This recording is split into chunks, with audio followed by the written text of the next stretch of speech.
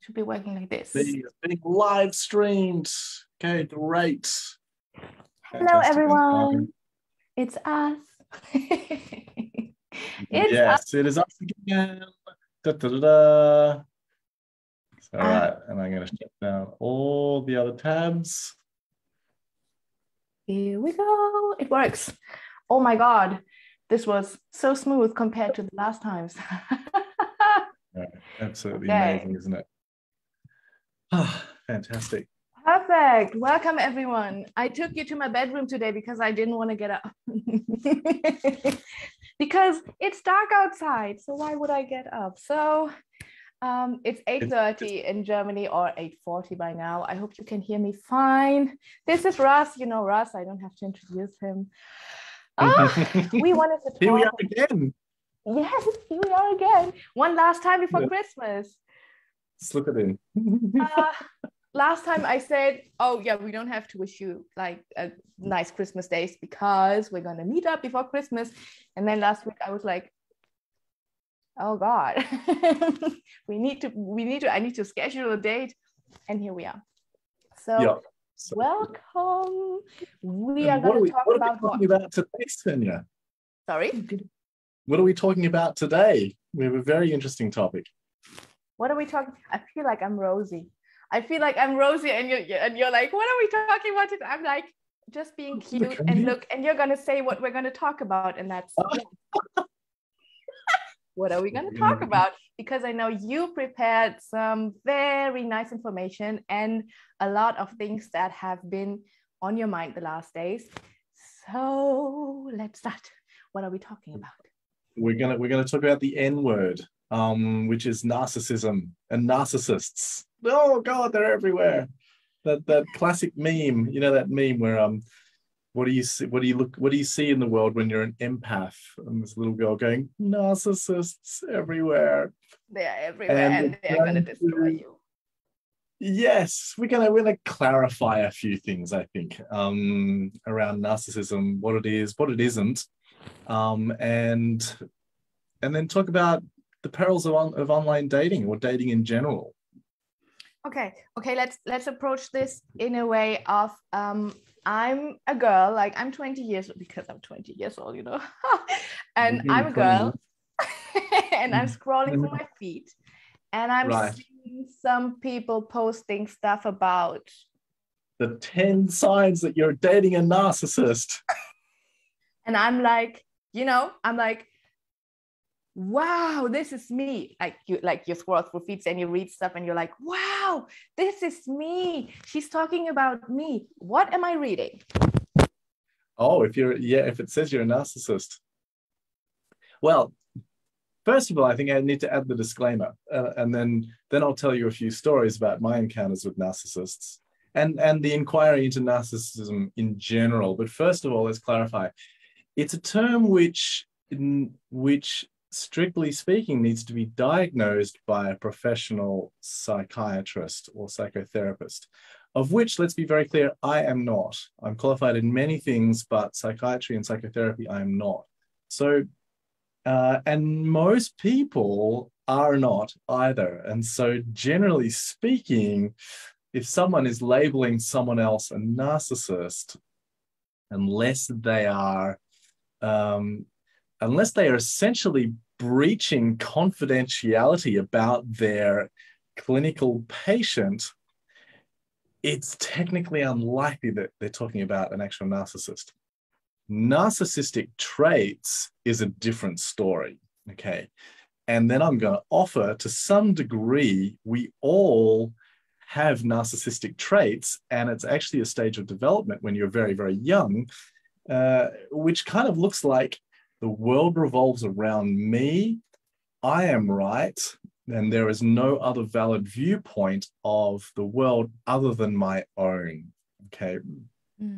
What this looks like in practice is you're going through life and you meet somebody with narcissistic traits, and you want to convince them to do something or to be a certain way or to consider your point of view, and they just flatly refuse, either because they don't want to or because they can't.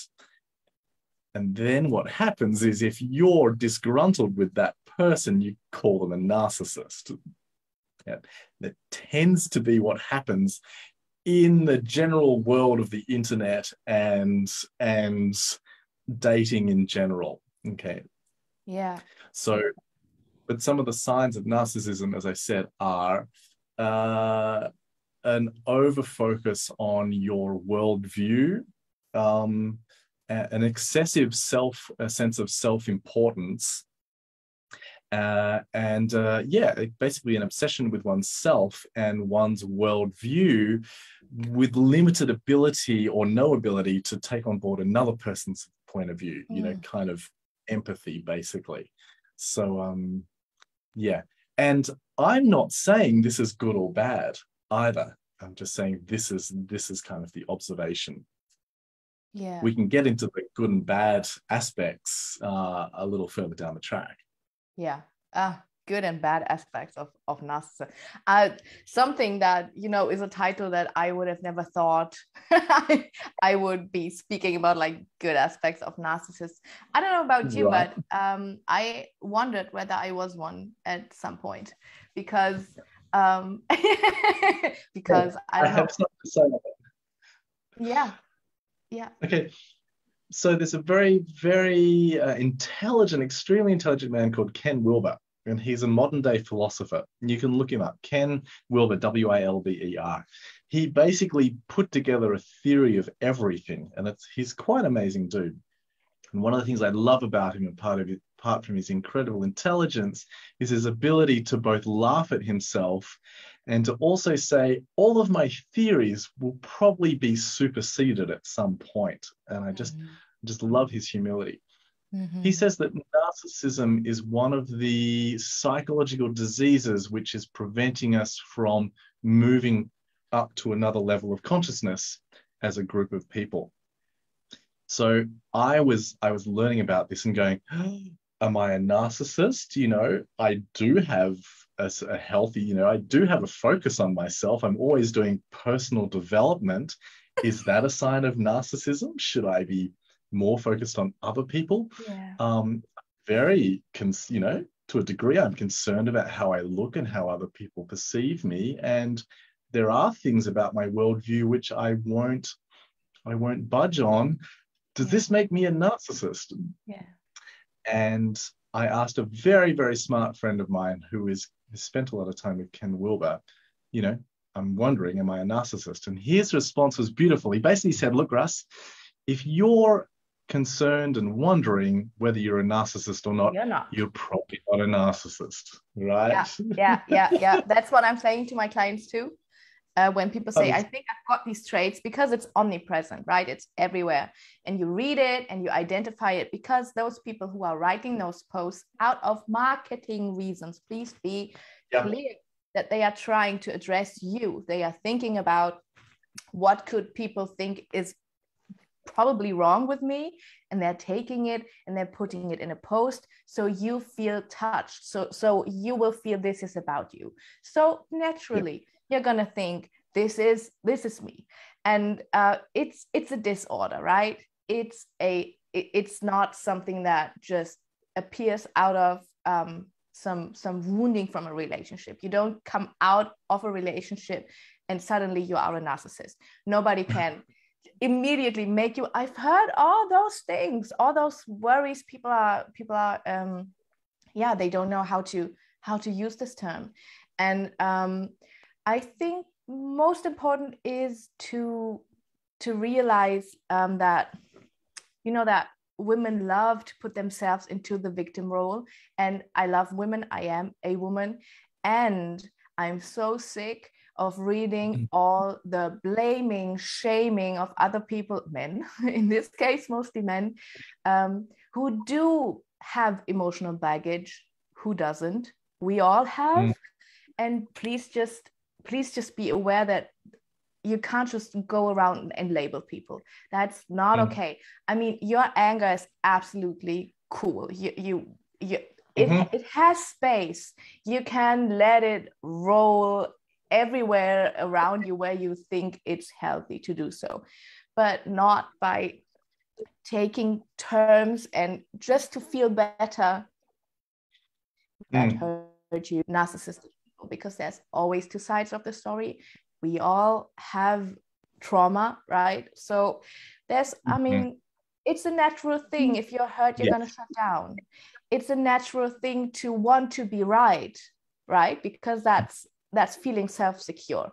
If you know that the way you approach the world and you perceive the world is right, that makes you feel secure, right? So everybody wants to be right.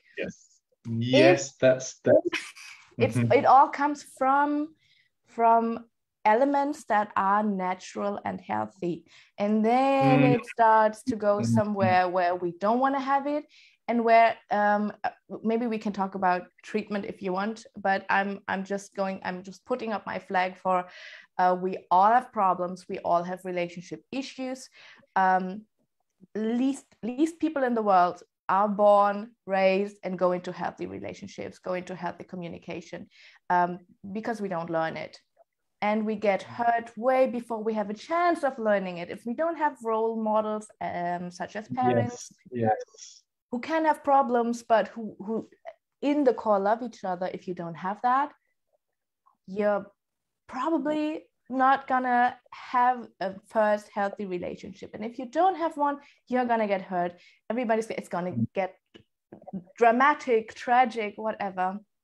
And you're gonna I don't know, make consequences. And I love all the things you're saying, Svenja.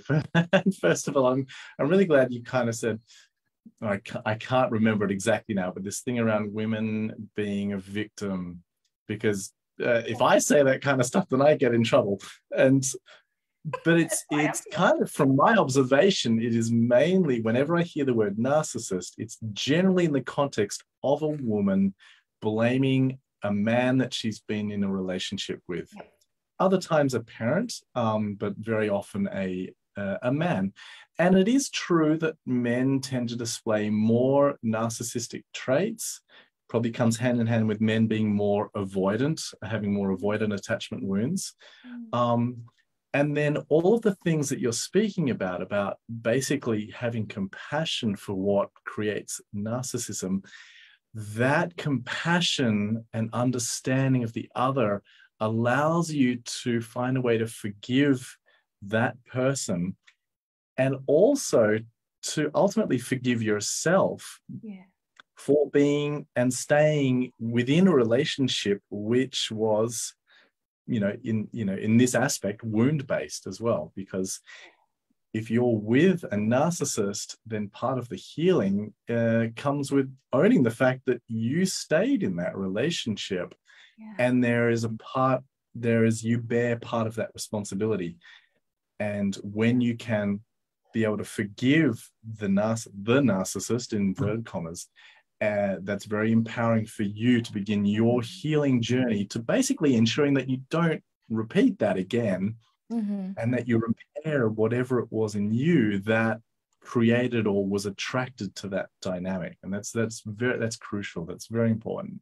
Yeah, and please be aware that if this right now makes you angry, then you're probably one of those people who has those information in their energy system, in their field, where those emotionally unavailable people are attracted by, are drawn to. So if you're getting angry at what we're saying, then you're probably exactly that person that just repeatedly makes this experience of, I'm not being seen in relationships, I'm not important, I'm being kept down, I'm being made wrong, whatever. And if you tend to go into relationships with these people because there are these red flags, and you must have ignored them a few times. So apparently this is your thing. So it answers to a program in you, it answers to a wound, to a trauma in you. And of course you're going to experience it again. That doesn't mean, what we're saying doesn't mean that you're wrong or that it's your own fault, or we're not blaming you. We're just saying, if you're being touched by this, if this is triggering you, moving you, making you angry, making you sad, there's some information that's being hooked by what we're saying. And that's what needs to heal. You don't have any chance of having a new reality in your relation to other people if you're not looking at those tiny parts. So in women, what trauma can be there that we get attached to those people that they call narcissists? So what has to be broken in us in order to try to heal through attaching to them? It's a really good question. And first of all, I'm going to say, yeah, if you're noticing some sensations in your body or some feelings coming up, to really welcome in these sensations with a lot of care and compassion and kindness. It's like, this is your body's, your soul's invitation to become curious about, what's coming up as I'm hearing Svenja and Russ talk, and to really welcome it in with a lot of love, as is my practice, and as is this is what I do in my clinical practice. And this what heals these things is welcoming in these experiences, these feelings with a lot of love and spaciousness and compassion. Because if you shut it down or go, this is or you identify with that anger or that sadness, you will become enmeshed with the feeling and you won't be able to transcend it. So it's a beautiful, any triggers in this conversation, I'm going to say just a very sweet invitation to continue doing the work. And then how does this arise? How is it that some people attract narcissists or narcissistic traits into their relationships in a way which is detrimental? And so one of the things that springs to mind is that if you've had parents who were themselves, I'm going to keep phrasing this very carefully, if you had parents who displayed narcissistic traits, which might look like they couldn't connect with your emotional needs, or they were more obsessed with themselves, their needs, or they just weren't available, that's how you as a little baby coded love. So that when you meet somebody in the real world who also displays these traits of perhaps ignoring your needs or putting their needs first, part of your attachment system is going to go, this is what love is. This is what I remember from my primary caregivers. Therefore, this person is loving me. Okay, and it's a very powerful force. Logically, of course, we all know that's a dreadful idea, to be with somebody who ignores you or doesn't meet your needs. And that's what your girlfriends are gonna say. Like, why do you keep repeating it? You know it's bad, and you're just like, I don't know. That's that. That's right. I've learned a very deep humility and respect for these parts of myself which are unconscious but have such a deep influence on my life. And this is the path that we're all trying to do, which is awaken, which is to bring these patterns to conscious awareness. And unfortunately, pain is one of the biggest ways that we wake up.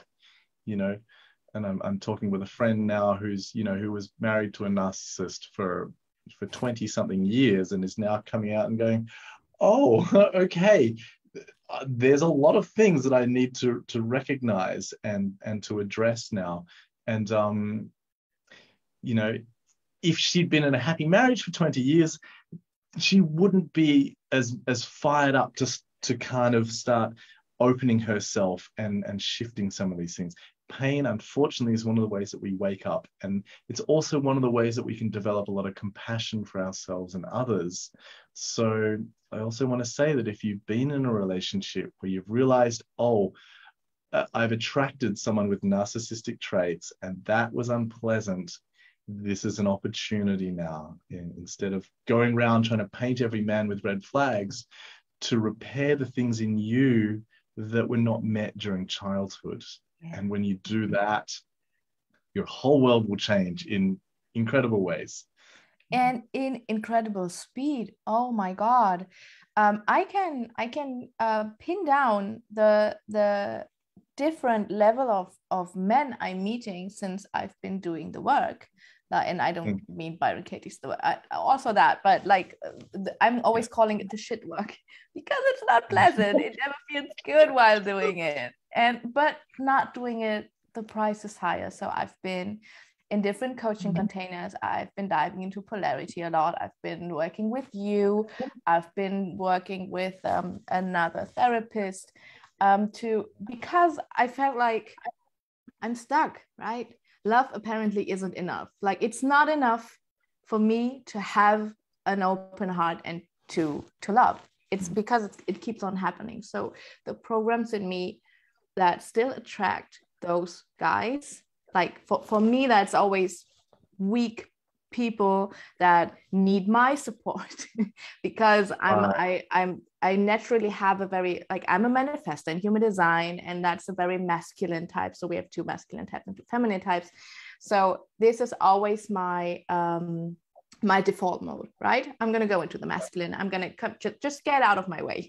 I'm going to do it. I don't need your help. The strong, independent woman, blah. So I would keep attracting weak guys, right? Because that's, if we look on an energetic level, that's the only space that's free, the weakness, because I'm not living it.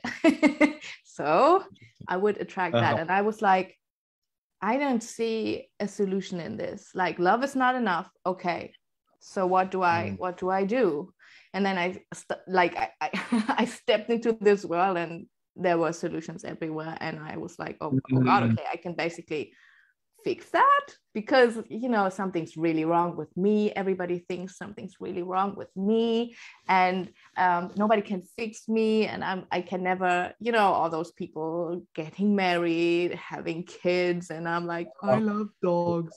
Yeah, so nobody who can fix me. Like, and shout out to everyone who loves dogs, by the way. Sorry?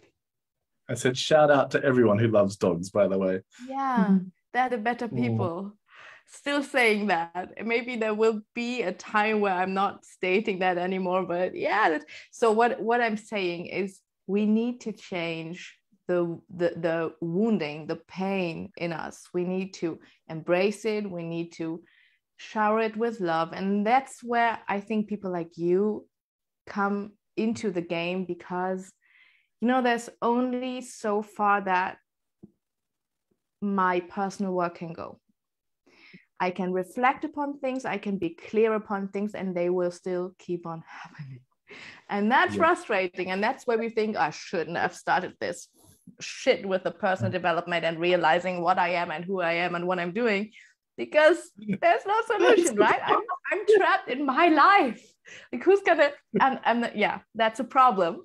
And then I think there's a parable somewhere about, a pilgrim going to start on the path, the path being a metaphor for personal development, and a wise man saying, you sure you don't want to step on it? Once you step on this path, there's no going back. It's like literally taking the red pill and going, okay, I'm going to hear what's behind the matrix, and it's not necessarily pretty.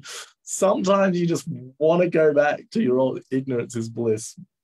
Exactly. And just go numbing yourself and watch Netflix all the time and keep on doing sports until you, I don't know, or eat and never stop. So, and that's where, like, that's what I can do for myself. Like the personal development, realizing, reflecting, and stuff like that, getting inspired. Okay. But then there's this moment when somebody else comes into your field and starts seeing you and showering you with love. Seeing those programs and not answering them with hesitation and pulling back and judgment, but just opening their hearts. Oh my God, my body goes like, oh yeah. And that's what I mean by, why don't you let somebody else heal you in a safe surrounding? Because there is this is like the maximum of healing I can receive, when somebody else sees me in those very vulnerable places that I hate, and they stay. And they stay. And in that moment, I'm going to do everything to push them away, to kick them away, to blame them, because I can't stand the pain that this has never happened before. So yeah, being healed through somebody else's loving eyes. Yeah, it's that staying in the place that you feel the most uncomfortable that allows your nervous system to shift and the shame to dissolve and your whole energy to repair itself. So I'm just going to comment on two big factors that are here at work with the healing of this wound, which has people attract narcissists, let's call them narcissists for brevity, or people with narcissistic traits. So how do we heal that wound and why does it come up? So there's some great work by Harville Hendricks around something called imago theory, which basically says that as adults, we recreate the relationship we had in childhood so that we can give ourselves what we didn't get. So essentially what I spelt out before, if you had parents who had narcissistic traits or couldn't attend to your needs, it's like your body mind goes, this is an open thread. I'm going to literally manifest this in the world. You will be attracted to people who do those same things back to you because your body, your adult self is trying to repair and give itself what it missed in childhood. Now, unfortunately, the partners that we choose are the ones that are the least equipped to do this healing for us. They just bring the stuff to the surface. So you kind of have two choices here. Either you find a partner who to some degree is equipped, who has some skills to hold you, but then you run the risk of turning your partner into your therapist, which is, you know, it's an option, but it tends to decrease the polarity and the sexual fun. Or you can take the things that are coming up and then bring them to a therapeutic container, you know, in the middle of therapy where you can work through them. And then with the therapist, you co-regulate, which means basically is a fancy way for saying you don't freak out when these uncomfortable feelings come up.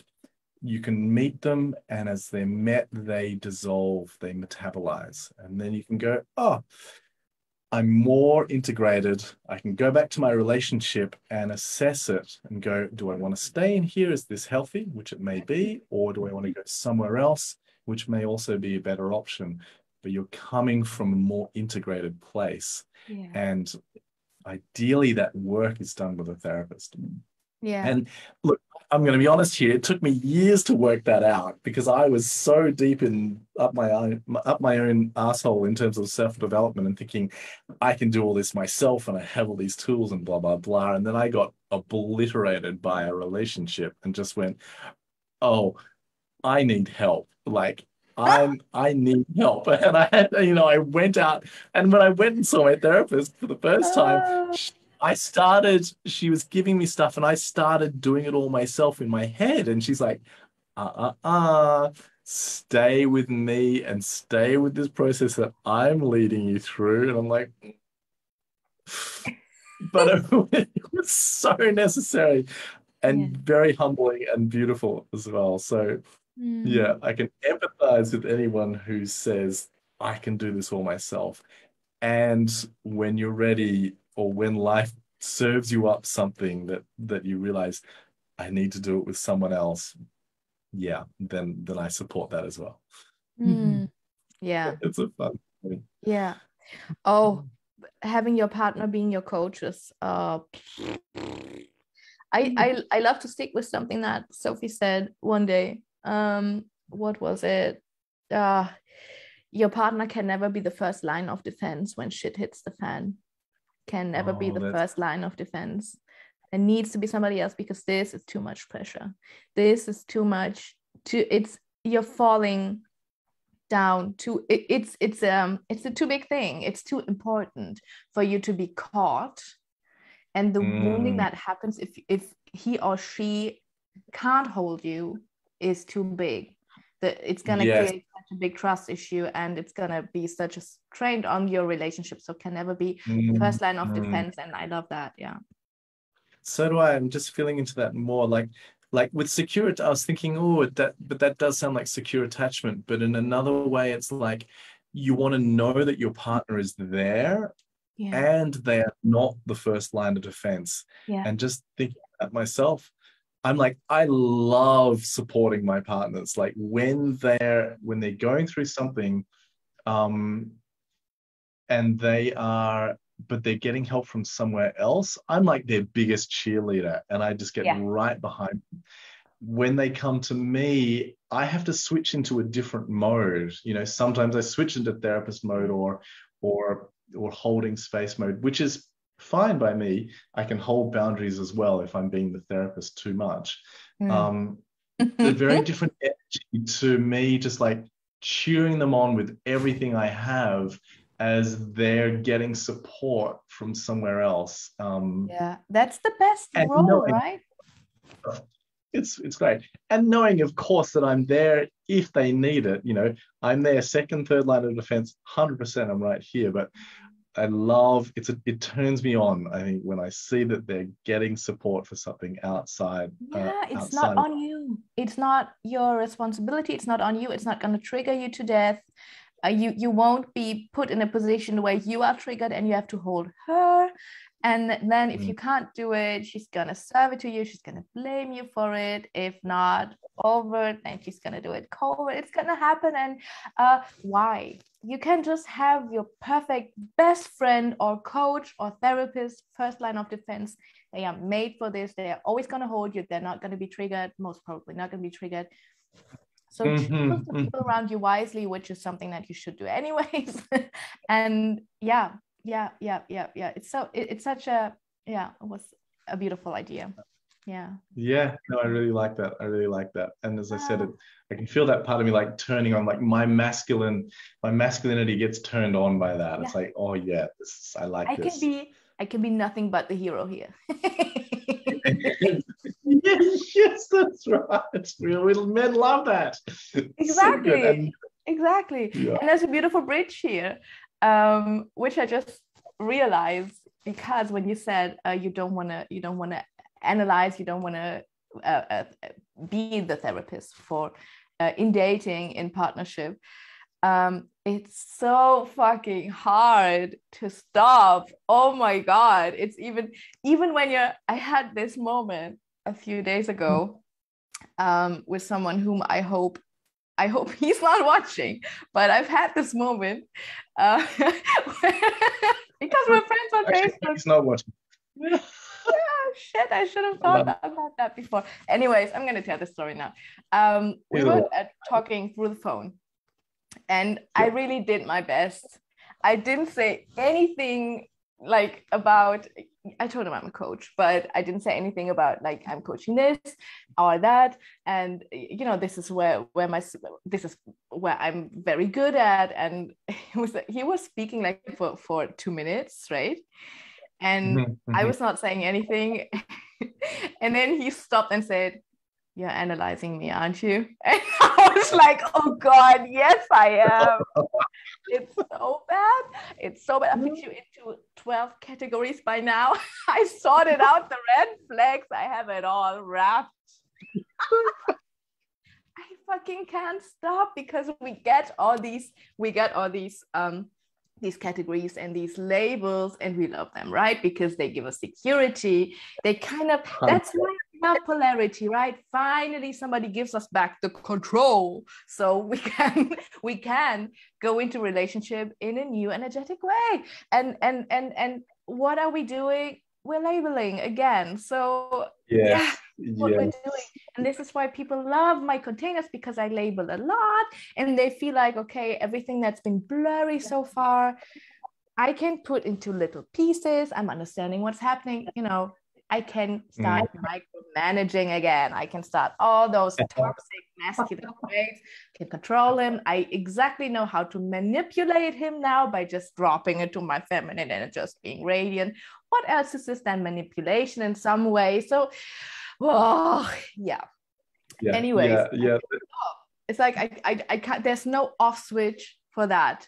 And I would love this off switch, but then at the same time, my head goes like, okay, we need to hear the red flags. We need to see where we're going to waste time. I mean, I'm making posts about how you find out what he really wants, and I'm going to find out what he really wants. Yeah, I think it's so. A couple of thoughts on that is, yeah, I love the perspective. Well, the observation that labeling things gives us the illusion of control, and the illusion of control gives us safety. And I think we all, let's have it. I talk for myself. I've definitely gone through a phase where I've learned lots of different systems. You know, a little bit of human design, a lot of Chinese medicine, a lot of different typing systems. And they're great mentally for you to kind of do this kind of things you're talking about, figure out where people are coming from, understand their motives, put them into a box where you can manipulate or whatever to them. And then I'd like to think that after that, and certainly this is what I noticed in myself, there's a point where you can let go of the labels and let go of the watching or the putting of people into boxes, and just engage with them and let things unfold in the moment. Okay, when is that point going to come? Like after how many days? After how many hours of spoken words? How? That's a good question. I think it's different for everyone. I was going to say it's after my 3-month program, Svenja. That's the answer I should give. But it's another stage. It's a stage of development, which Ken Wilber also talks about, where you, after, I don't know, I think it's different for everybody, but I popped out of it quite a few years. I think I popped out of it when I was spending time with my therapist, actually. And she literally said, Russell, you have now graduated from the Church of Personal Development. Okay. Oh. When I had done the work with her to the extent that I was like, there's nothing wrong. There's nothing that needs to be fixed. Mm-hmm. And from that place, it naturally extended to other people. I think this is why I write, I think this is why I've written in my recent posts, 4 posts on things like the superpowers of avoidance, the superpowers of anxious attachment, superpowers of narcissists, because I'm seeing a little more behind the veil of like where the creative intelligence is that rests within people. And sometimes it comes out in these traits which we shame, but when you shame narcissists, you miss the deep intelligence of what's behind that. I'm not saying it's still a good idea to date them, but when you can connect and understand the deep intelligence behind that, which resides in every human being, your compassion for other people and an extension to yourself magnifies. And that is ultimately what we're wanting to connect more with, this deep self-love. And while we're talking about narcissists, I think the depth of your trigger around narcissists is probably a reflection of the very things that you need to cultivate more of. Like, what do narcissists have? Self-absorption and this rock solid belief in their own convictions to the exclusion of other people, right? So if you're a very empathic, highly sensitive person, right, it's probably a good idea for you to lean more towards some narcissistic traits of like, how about you have a point of view which you don't care if other people dislike, okay, which is unshakable. Because if you want to start a business or offer something into the world, you better be prepared for people to not like you. And so you need that sense of unshakable self-conviction, which doesn't care what other people think about, because you are wanting to create or bring or express something into the world. Can I give a very practical advice for that? Because I'm working with business starters all the time, and having this will keep you from starting, will make you drag, the whole visibility thing, showing what you have to offer to people, making your first offer. You won't do that if you stick to this program. It's not going to happen, because that we judge all the time. We're basically judging, right? It's happening all the time. And people are going to judge you. And if that's something that feels very scary for you, if you don't want that to happen, you're going to keep yourself from starting. It's not going to happen. So why don't you just download another energetic system for that? Why don't you just go through the world and repeat new questions instead of always asking yourself, okay, how can I do this perfectly? How do my pictures need to look? How does my dream client look? Start asking new questions. How would I feel? Or I love to say, body, show me. How would it feel to be this person that has brought out an offer that people loved? How does that feel? Download the energy by asking questions. How does it feel? Show me. How does it feel when people book my offers? How does it feel to be so self-secure? How does it feel to know that what I have to give is so valuable to people? How does that feel, being convinced by that?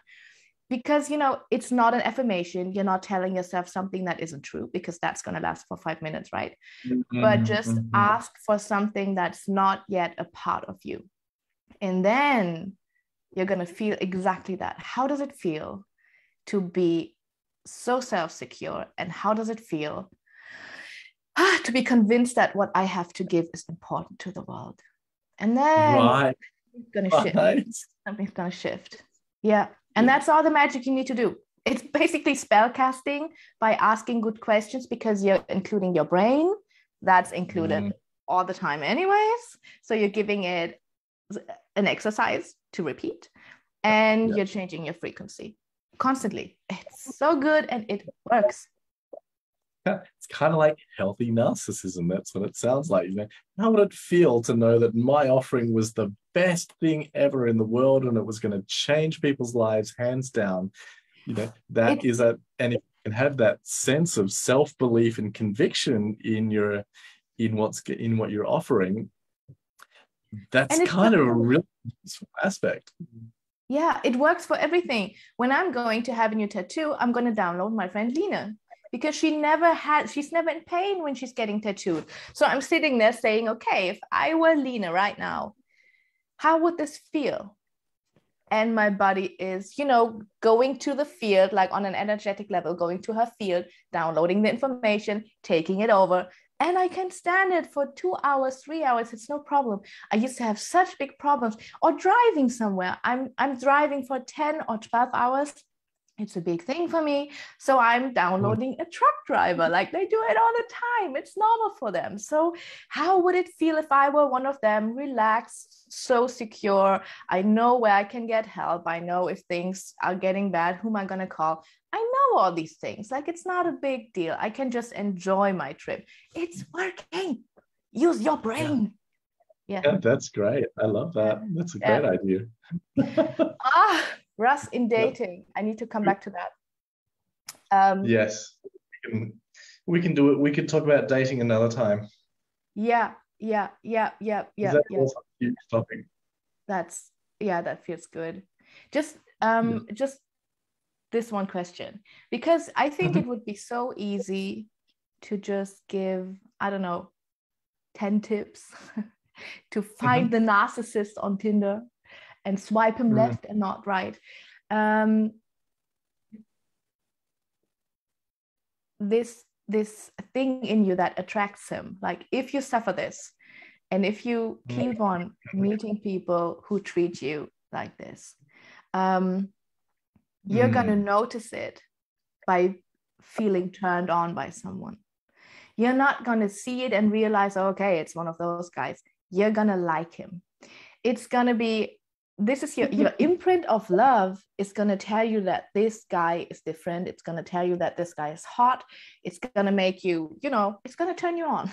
So you don't really stand a chance to take all these categories and see what's happening and try to approach it like this. Like, if I see he's doing this, I'm going to not go, because you're going to be turned on by it, and you're going to tell yourself it's not so bad. Like, it's not going to happen again because you learned your lesson, right? So I think it would be good to close this convo today by kind of getting into ideas how you can catch yourself, catch yourself getting hooked again, and realizing that you're that there's different kinds of attractions, right? And this is, I mean, Ken Page would call it deeper dating. If you haven't read the book, oh my God, go read the book. He says there's attractions of inspiration and attractions of deprivation. And if you're a person, like, it's like trauma attraction, that's the deprivation, and healthy attraction, that's the inspiration. And that's very different kinds of attractions. You're going to feel very different towards someone. And if your imprint on love is one that tells you to go for the narcissist or to go for the narcissistic people, then you will only know the attraction through finding someone very hot, very very physically drawn to, very, you know, this is the big thing, like the big love is this, that's what you're going to feel. And the things that are actually healthy for you are on the opposite. They are this warm feeling, it's this secure feeling, it's the it's almost kind of boring, you know. Boring is kind of my catchphrase for secure attachment, is it feels boring because your system is actually relaxed, and we can associate that with where's the spark. The thing with secure attachment, with these connections of inspiration, as you're saying, is that when you have a calm nervous system, a regulated nervous system, you then learn some polarity work, like the great stuff that you teach, and you can consciously create that spark. And then it's a really healthy dynamic, as opposed to these relationships or these connections of deprivation, where that kind of that chemical romance is already in place. And yes, the sex will be amazing, but so will the trauma. And then you're in that place of, okay, there are wounds which want to be repaired. To some extent, that's going to happen in any relationship you do, but the more awareness you can bring to it at the start, the better. So in terms of tips and things to look out for, this is something my friend told me a long time ago, but the way it starts is the way it's going to continue. So if you're sending texts and they're not responding right at the start, or they're being a little vague right at the start, you know, that's an indication of how it may continue. Or they're saying, I would love to, but I can't. I would love to, but I can't. It's like, I got this thing, very quick example. I attract guys who want to show up, but they have good reasons why they can't show up. And I will understand. No, that's not happening. So for example, like we want to meet up, and he doesn't have a car. And it's winter, so he only has a motorbike. So what is he going to do, right? Let's see. So he really wants to meet up, but he can't. Right. You know? So yeah, that's my thing. So, and that keeps on repeating it, repeats it. So yeah, things like that. Yeah, that's right.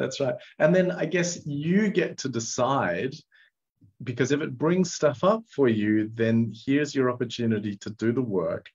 And then to decide, let's say that somebody says, like, I can't meet you tonight. You get to decide whether that's a red flag or whether that's like, oh, that's a boundary. That's a healthy boundary. Because, you know, sometimes he's going to ask me and I won't want to come out that night. And I also want to know that he's still going to love or appreciate or desire me when I state a boundary. And so as stuff comes up, you know, every red flag should be kind of pointing back to you and the sensations in your body so that you can meet them. Because at the early stage of a relationship, you're not dating a person, you're dating a projection. And the more that you can clean that up, the better all of your relationships are going to be. So that would be my first couple of ports of call, is like, you know, watch out for be aware of how it starts, do the work on anything that comes up, because this is your opportunity.